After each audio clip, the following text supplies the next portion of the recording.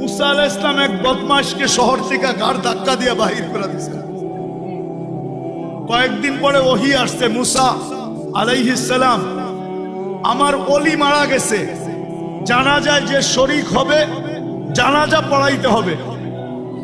তো মুসা আলাইহিস সালাম বলতেছে, আল্লাহ একা জানাজা পড়াবো কি কইরা, একা কি কইরা? আল্লাহ চুষে চলে আসছে যে মুসা, আমার বন্ধুর জানাজায় যে শরীক হবে আমি তার গুনাহ মাফ করব, আমি তার গুনাহ। এই সুযোগকে হাতছাড়া করে চলছে বনি ইসরাইল, যা দেখে জঙ্গলে পড়া আছে ওই পুরান বদমাশ যাকে মুসা আলাইহিস সালাম বাহির করে দিয়েছেন। আর বনি ইসরাইল ছিল একটু গারতেরা জাতি, গারতেরা বুঝেন, রগ একটা বেকা আর কি। তো মুসা আলাইহিস সালাম বলতেছে, মুসা জীবনভর বহুত খেলা তো দেখাইলা, এটা কি শেষ খেলা?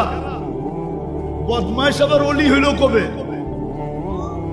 হ্যাঁ, আর মুসা আলাইহিস সালাম কাকে জিজ্ঞাসা করবে? উনি ওহির অপেক্ষায় আছে।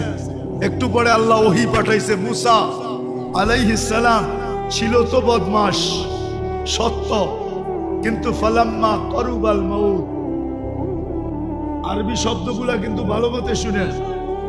ফালাম্মা করুবাল মউত, যখন মউত একবারে সন্নিকটে চলে আসছে, রাআ ইয়ামিনা ওয়া শিমালা, ডাইনে দেখছে বামে দেখছে, আমামা ওয়া আরাআ, সামনে দেখছে পিছে দেখছে, করিবান ওয়া বাঈদা, কাছে দেখছে দূরে দেখছে, ফালাম ইয়াজিদ আহাদ, কাউকে পায় না মনের কথা বলার জন্য।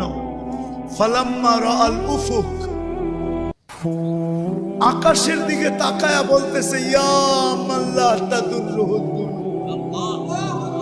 ওয়াল্লাহ, গুনাহে যার ক্ষতি সাধিত হয় না, ওয়ালা তানকুসুহুল মাগফিরা, মাফ করলে যার ভান্ডারে কমে না, ফারা আমুতু ফরিদান ওয়াহিদা, দেখ আমি একা জঙ্গলে পড়া মরতেছি, ওয়া আনতা কুলতা আনতাল গফুরুর রহিম, আর আপনি বলতেছেন আপনি গফুরুর রহিম।